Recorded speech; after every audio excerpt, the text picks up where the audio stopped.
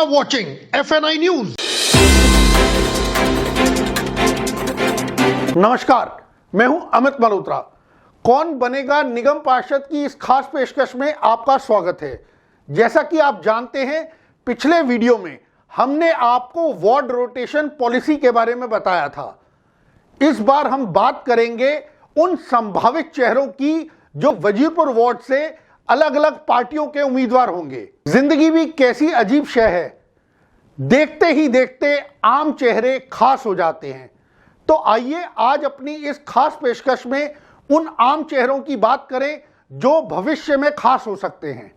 Ward number 72 की बात करें तो यहां से आम आदमी पार्टी के विकास गोयल मौजूदा निगम पार्षद हैं। तो जब बात आम आदमी पार्टी की हो रही है तो चलिए अपनी खबर की शुरुआत पहले उन संभावित चेहरों से करते हैं जो वजीरपुर वार्ड से आम आदमी पार्टी से टिकट चाहते हैं, या यूं कहे कि वो टिकट की दावेदारी कर सकते हैं। तो आइए डालते हैं एक नजर। ये हैं विकास गोयल जो कि वजीरपुर वार्ड से इस समय निगम पार्षद हैं। ये केवल निगम पार्षद ही नहीं, निगम में विपक्ष के नेता भी हैं। ऐसे में जाहिर है कि वो अपनी इस सीट पर सबसे प्रमुख दावेदार हैं और वो किसी हाल में नहीं चाहेंगे कि पार्टी उनकी जगह कोई नया कैंडिडेट यहां से उतारे। लेकिन बात इतनी आसान नहीं है जितनी लगती है, क्योंकि सूत्र बताते हैं कि विकास गोयल का क्षेत्र के विधायक राजेश गुप्ता से 36 का आंकड़ा है। ऐसे में विधायक राजेश गुप्ता की कोशिश होगी कि वे इस सीट पर अपना मनपसंद कैंडिडेट उतारें। अशोक विहार वार्ड से आम आदमी पार्टी से इस सीट के दावेदारों में जो अगला नाम है वो है ओम प्रकाश पासवान का। एक लंबे अरसे से ओम प्रकाश पासवान इस सीट पर राजेश गुप्ता के प्रतिनिधि के रूप में विकास गोयल के खिलाफ जमीन तैयार करने में जुटे हैं। ऐसे में यह माना जा रहा है कि अगर विधायक राजेश गुप्ता की चली तो वे इस सीट पर ओम प्रकाश पासवान को निगम का चुनाव लड़वा सकते हैं। अब बात इस सीट पर पार्टी से दावेदारी ठोकने वाले अगले उम्मीदवार की। ये नाम आम आदमी पार्टी में एक जाना माना चेहरा है, क्योंकि पार्टी ने इन्हें वजीरपुर विधानसभा के अध्यक्ष की भूमिका दे रखी है। और ये नाम है विक्की खारी का, जो कि वजीरपुर गांव के निवासी हैं और बड़ी शिद्दत से इस क्षेत्र में पार्टी को आगे बढ़ाने में अहम भूमिका निभा रहे हैं। अब बात इस सीट से टिकट चाहने वाले अगले उम्मीदवार की, जिसका नाम हो सकता है पार्टी के ही कई लोगों के लिए एक बड़ा आश्चर्य हो। ये नाम है क्षेत्र के विधायक राजेश गुप्ता के ऊपरी कतार के सबसे करीबी सिपहसालारों में से एक, यानी तुषार अग्रवाल का। इस सीट पर वैश्य समाज की भी अच्छी खासी तादाद है। ऐसे में तुषार अग्रवाल भी यहां से अपनी दावेदारी पेश कर सकते हैं। आम आदमी पार्टी के संभावित पुरुष उम्मीदवारों की सूची में एक नाम छूट गया है, तो चलिए इस नाम पर भी चर्चा कर लेते हैं। यह नाम है अशोक विहार के अग्रवाल वेलफेयर सोसाइटी की एक जानी मानी शख्सियत का, जो कि वैश्य समाज में अपना एक अलग मुकाम रखती है। राजनीतिक हलकों में शायद ही किसी ने कल्पना की होगी कि आम आदमी पार्टी इस शख्सियत को भी अपना उम्मीदवार बना सकती है।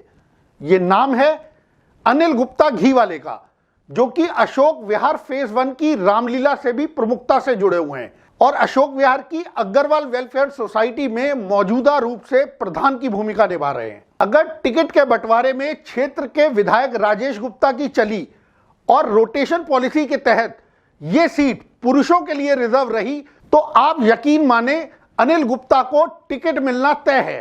तो चलिए अब बात कर लेते हैं आम आदमी पार्टी से संभावित महिला उम्मीदवारों की।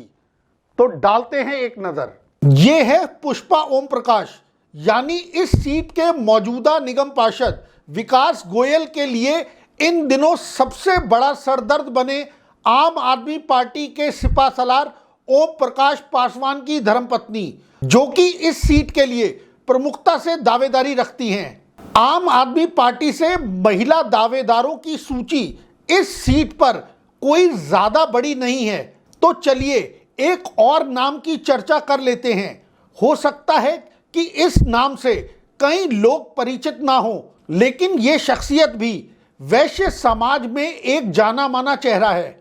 जी हां, ये हैं अनीता मुकीम गोयल, जो कि इस सीट के रोटेट होने पर यहां से पार्टी की उम्मीदवार हो सकती हैं। सूत्र बताते हैं कि अनीता मुकीम गोयल क्षेत्र के विधायक राजेश गुप्ता की पहली पसंद है और महिला सीट होने पर उनका उम्मीदवार बनना तय है। अब चर्चा करेंगे कांग्रेस और बीजेपी के संभावित उम्मीदवारों की। सबसे पहले बात करेंगे बीजेपी के पुरुष संभावित उम्मीदवारों की।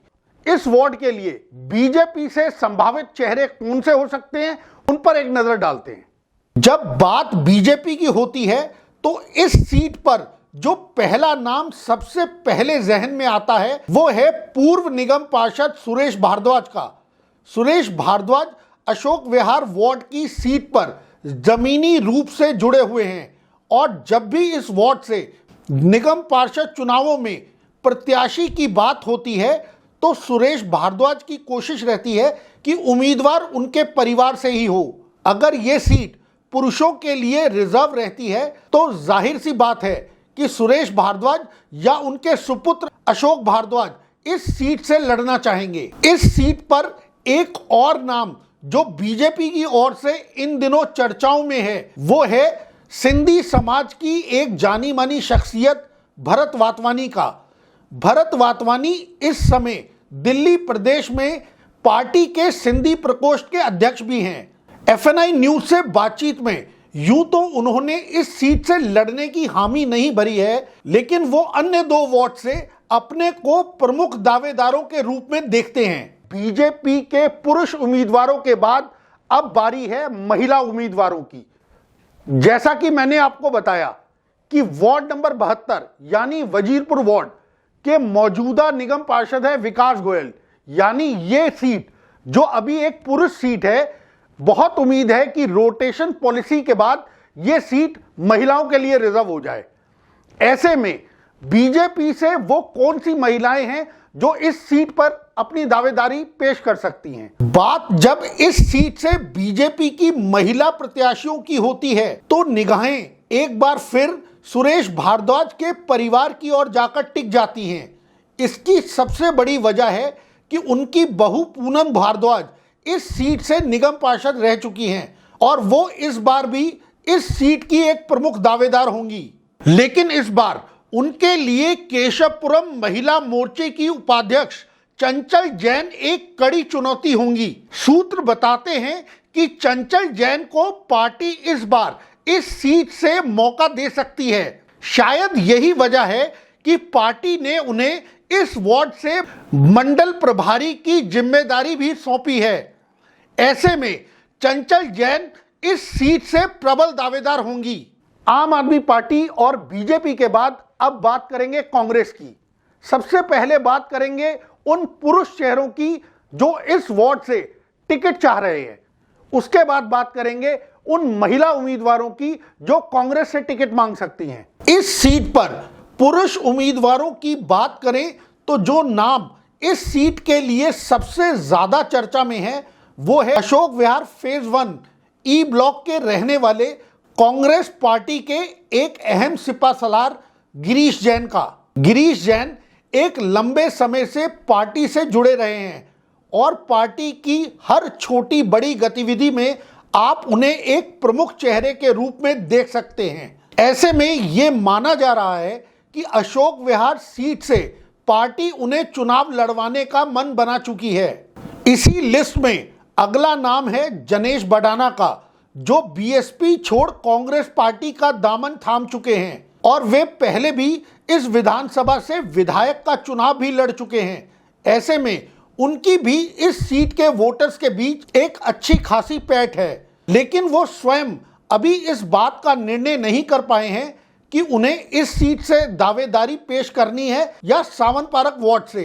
अगर ये सीट रोटेशन पॉलिसी के तहत महिला हो जाती है तो इस सीट पर गिरीश जैन की धर्मपत्नी अनीता जैन का लड़ना लगभग तय है। वहीं दूसरी ओर जनेश बडाना भी अपनी धर्मपत्नी को मैदान में उतार सकते हैं। उम्मीद करता हूं हमारी आज की खबर से वार्ड नंबर 72 को लेकर क्या संभावित उम्मीदवार हो सकते हैं, इसको लेकर बहुत हद तक तस्वीर साफ हो गई होगी। कल की अपनी खबर में मैं बात करूंगा वार्ड नंबर 73 यानी सावन पार्क वार्ड की। आम आदमी पार्टी, कांग्रेस और बीजेपी से वो कौन कौन से महिला और पुरुष संभावित उम्मीदवार हैं, उन पर चर्चा करेंगे हम अपनी अगली खबर में। तब तक के लिए मुझे इजाजत दीजिए। This is Amit Malhotra signing off.